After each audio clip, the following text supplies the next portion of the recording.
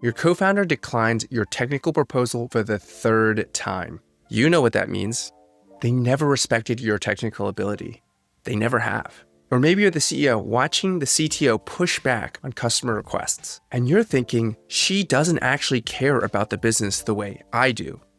You're not guessing. You're certain. The evidence is right there.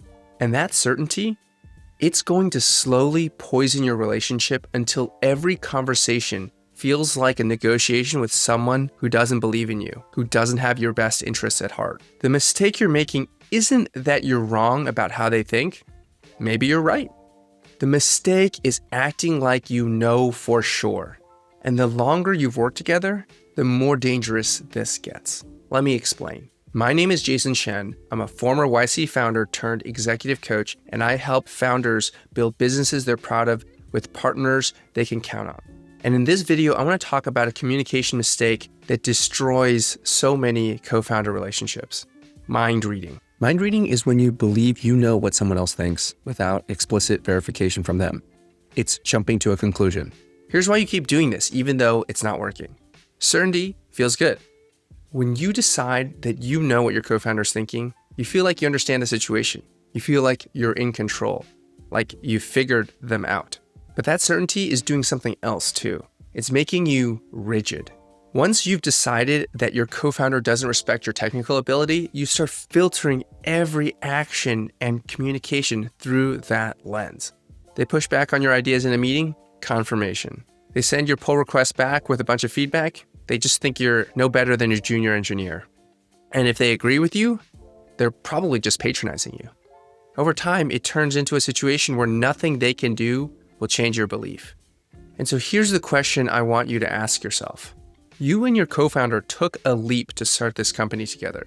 You took a lot of risks. You've worked really, really hard for months, usually even years. And if you are so right about this idea that they are discrediting your technical ability, then why are they working with you? Doesn't their behavior seem irrational, so personal, so unnecessarily hostile? If they want the business to succeed, why would they work with someone they thought was technically incompetent? Maybe they really are that unreasonable. Or maybe you've built a model in your mind about who they are that stopped being accurate a long time ago. So what's the alternative?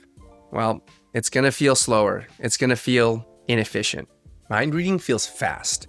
You observe their behavior, you pattern match to what you already believe, and then you skip the conversation because you've already reached your conclusion. But that fast approach is why you're stuck in this conflict 6 months later. You're going to keep repeating this pattern until you make a shift. And the shift is this. Instead of acting on what you think they're thinking, engage with what they're actually saying and doing in good faith. You state what you've observed, you explain how that makes you feel, and you ask a question or make a request. And then you hold your interpretation lightly, like a hypothesis you're testing, rather than a final conclusion. This works better for a number of reasons. One, you might be creating the dynamic you're complaining about.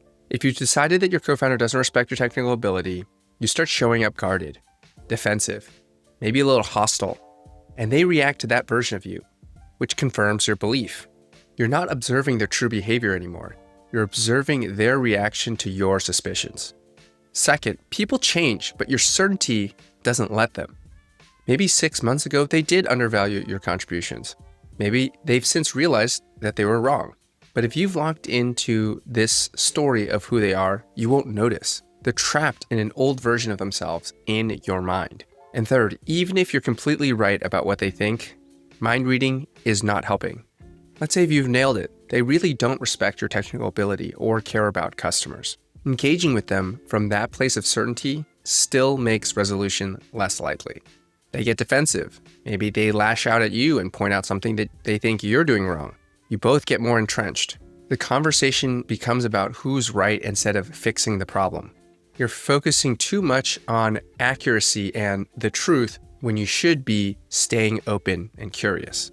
So here's how you actually do this. Next time you catch yourself being certain what your co-founder is thinking, pause. Instead of acting on your interpretation, remind yourself that you cannot, in fact, read anyone's minds. And there's no such thing as a universal statement Instead of acting on your interpretation, try this instead. 1. State what you've observed. Not what you think it means, just the behavior or the words themselves. 2. Share how it made you feel. Not I feel like you don't respect me, but I feel hurt. I feel disrespected. I feel devalued. This is a very vulnerable step, and which is why many founders skip it. Don't do that. If you can't talk about your emotions with your co-founder, then you really are in trouble. The two of you do not have just a regular professional relationship.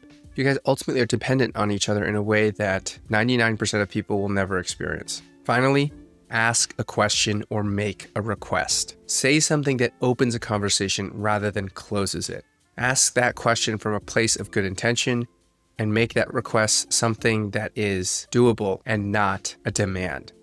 Here's what this sounds like in practice. If you're the founder who keeps getting their technical proposals declined, you might say something like, I noticed that you've pushed back on a number of technical decisions that I've been advocating for. I'm starting to feel like you don't really respect my technical competence. Is that true? Can you help me better understand why this seems to keep happening? And if you're the CEO who's frustrated by your CTO's attitude, you might say something like, when customer requests get deprioritized, I feel anxious about whether we're aligned on what matters. I worry that our business isn't going to go in the right direction. Can we walk through what you see the priorities are for the product right now? Notice what's missing from both of these. No accusations. No you always or you never. No mind reading. You're presenting your experience as your experience.